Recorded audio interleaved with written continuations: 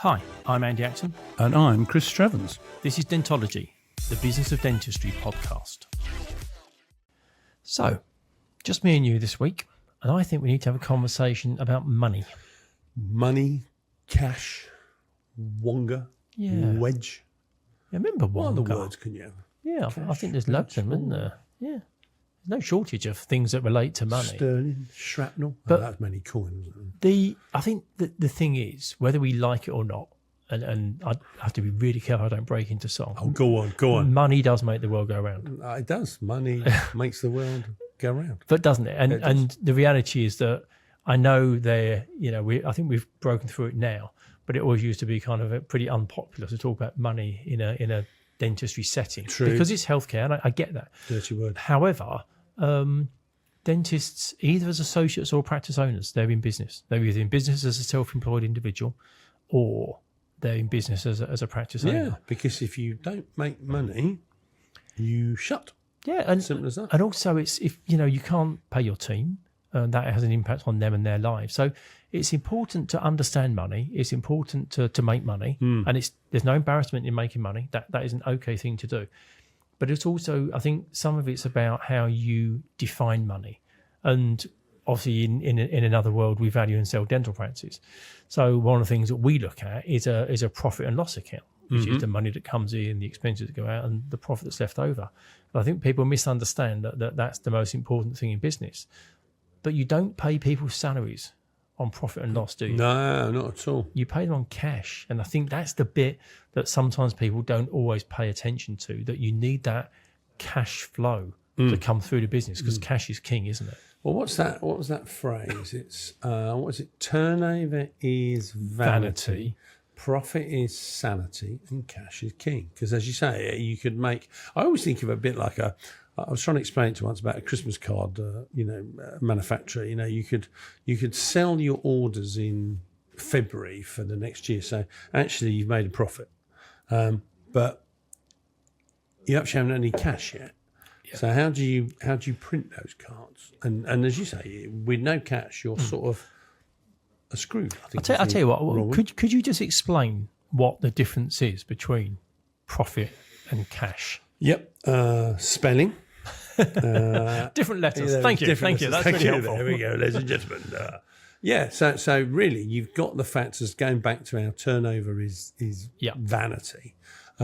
Profit is sanity, because obviously what you have to do is, simplistically, the profit is the difference between what your income was and what your costs are. Yep. And the difference in between is your profit, isn't it? Yep. It's quite that's straightforward. A paper exercise. It is, yeah. The problem you have is that you could make a profit on paper. So let's think of an example. So you have done some NHS treatments, of which you have accounted for in your books. So you've got an income. You have got some payments that you've also accounted for, which could be your labs or power and light, something simple, rental. So technically your income hopefully is higher than your cost, so you made a profit. But guess what? The BSA don't pay you until month end or whatever it might be. So you actually haven't got any cash. And this whole... So in that given month, you might show a profit because your income, your NHS income is greater than your expenses, so you show a profit. But if you haven't received your payment yet, you have no cash. Yeah. Gotcha. Yeah, basically. Gotcha. And that cash, as we've all been, I mean, it's different now, I suppose, isn't it? But, in the days before, cards or whatever, if you didn't have the cash, you couldn't buy anything. No. It's as simple as that. And I think it's a little bit different maybe with the credit cards, but with a debit card, if you haven't got any money in your account, then when you want to go and buy your sandwich at lunchtime, you can't, because you haven't technically got any cash. And people need to understand cash and profitability. And I think one of the things that we've seen over the years is the vast majority of dentists don't actually understand how it all works. No. And in their defence, speaking up for the dentists, it's not necessarily their fault. They spend minimum 5 years learning a technical scientific discipline, which is patient care, dentistry. And they're not designed for that. And it's hard because thankfully, in the majority of cases, dentistry is quite profitable and it works quite well. The income tends to exceed the expenses on a recurring basis. But the problem is that you get road bumps. So a road bump might be COVID. A road bump might be a recession. A road bump might be inflation. And when these things hit and it squeezes your profit because your cost base goes up, without the tools to know how to manage your finances, you just end up with less money. And quite often the fix for that is I'll just work harder. I'll do more work. And don't get me wrong, I'm a big fan of, if you want to grow your business, you're much better off growing the top end, which is your income, rather than reducing your expenses, because you can only ever reduce your expenses so far. But I think there is a message in there about managing costs. And that's not saying squeezing every dime and penny out of your cost, but it's understanding where your money goes. Yeah, and I think also it's, we talked about cash flow, didn't we, right at the beginning? And this is a term that's bandied around, cash flow. Oh, cash flow, yeah. But the reality of what it is, it's about just understanding the flow of cash. And people might say, oh, that's bloody obvious. But the answer is, I don't think it is.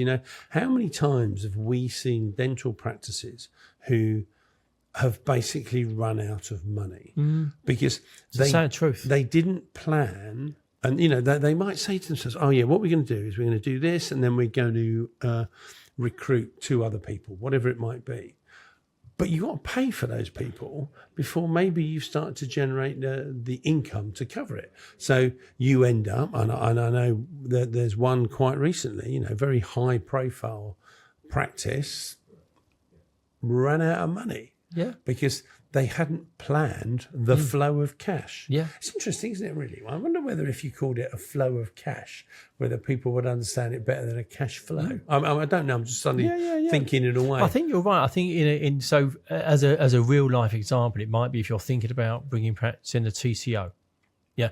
A TCO, once up and running and established, would probably be good from a flow of cash flow point of view, because they will be able to convert treatment plans into patients who then come in, sit in the dental chair, receive their dentistry, pay for the treatment. What a lovely cycle that is.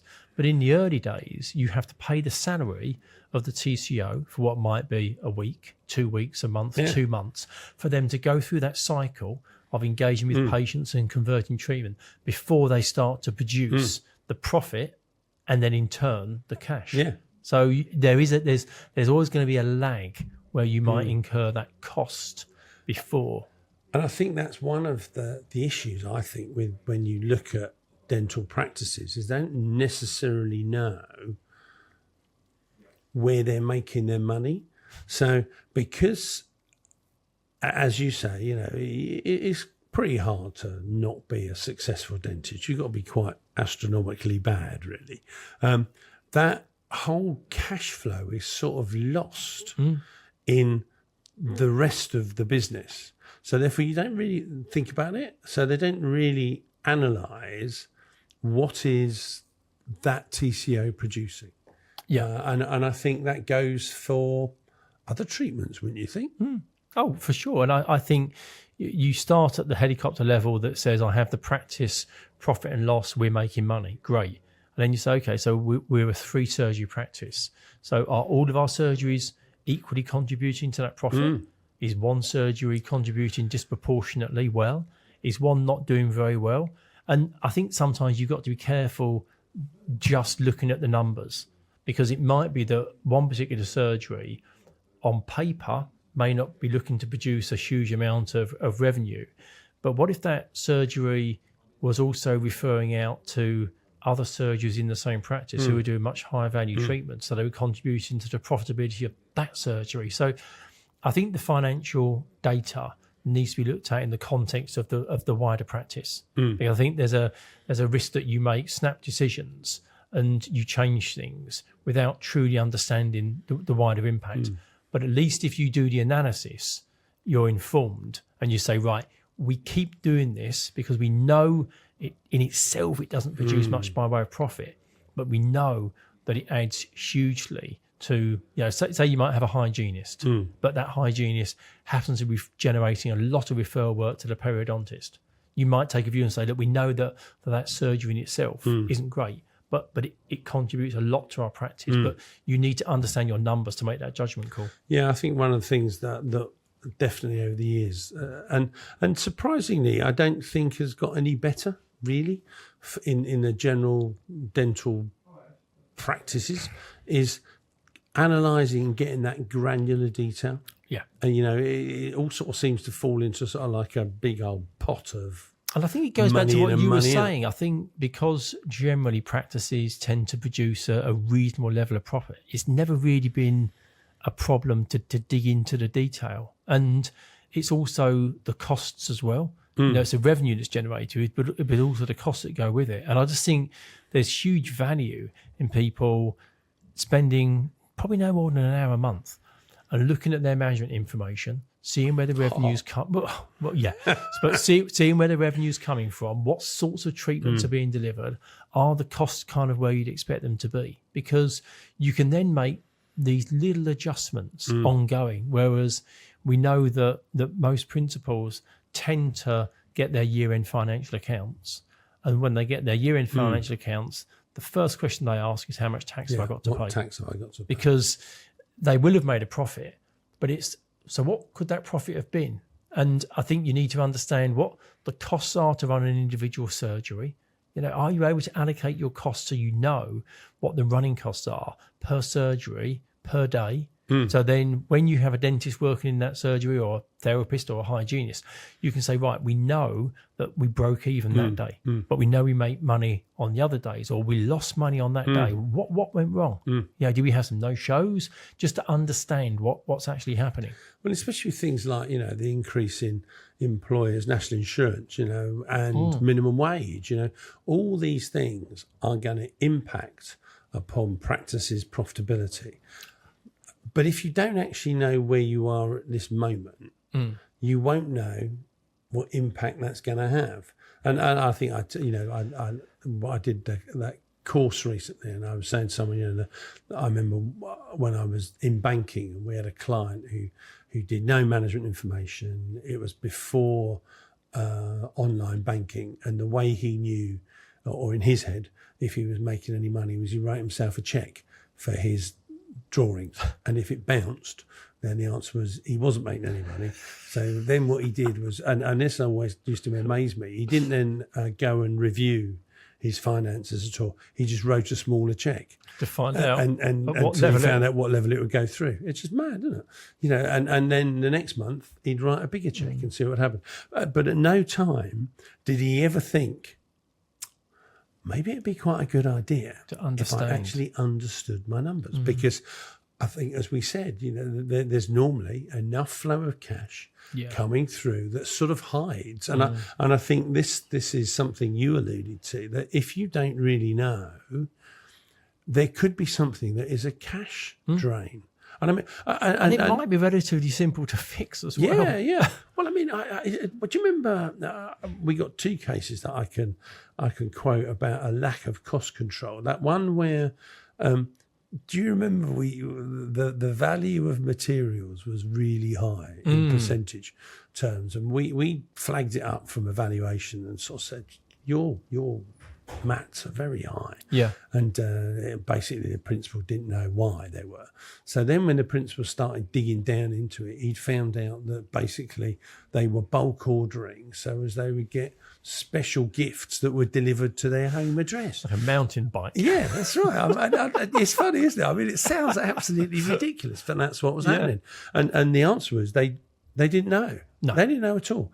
So that was one, loss of profit that you're just giving away. It's like a benefit in kind, isn't it? Yeah. And then there was the other one, which is a bit more serious. And do you remember the one where when we valued it and we couldn't make the numbers add up to where it was, and basically the dentist had never really paid any attention to it, and it transpired that his nurse was pinching the money. No, his receptionist, wasn't it? The receptionist was taking it was money. over a long period of time as well. I think it would be different now because I think a lot of stuff is done, on electronically. card. But this was cash. Yeah. And what was the police? They reckon she was taking something like 20 grand a year or something. Yeah, significant for maybe sum of 10 money. years. And he didn't notice. The only reason he noticed was we as evaluation said, Yeah. That doesn't really make much sense. We can't understand it. I think it's also being comfortable having conversations about money, isn't it? I think it's being comfortable interrogating your numbers, asking, your accountant or your financial advisor what those numbers mean. And then if you need to have a conversation with your team and other dentists in your practice about numbers, it's okay. Yeah. It's all right to have those conversations. But I think the precursor to that is you need to understand the numbers yourself. Yeah. If you can't, you're coming from a position of complete naivety. Do you remember? I just think, as people will know, Andy and I, we love stories. And I remember we went we did a seminar about buying a dental practice, I think it was. And do you remember that person who bought a dental practice, but the accountant had made a mistake with the fees? Do you remember? And basically the practice looked way more profitable than it was. Now, obviously, there's two things here. They bought it and it wasn't even in that practice, so they overpaid. And the second one was the person who sold it has been overpaying their tax for the last X number of years. But they didn't, and they admitted they never really interrogated the numbers on purchase. And the seller obviously never interrogated the numbers on purchase. So how can you run?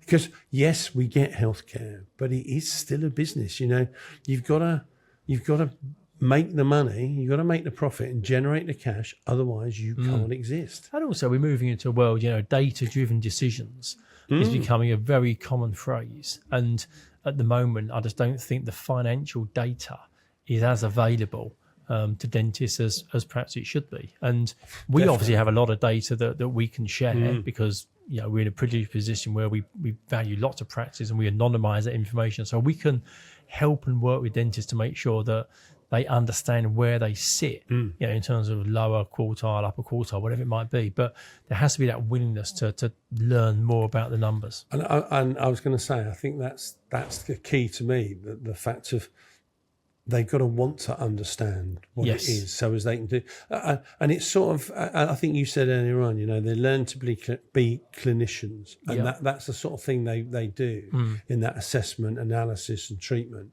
And almost they need to do that in the financial. They need to assess, analyse, and treat. Because if you don't understand, similar principles, you're just going to be blundering blindly on. Yeah. Really. And as we know, money makes the world go round. Oh, very good again. Thank you for listening to this episode of Dentology, where we discuss the business of dentistry.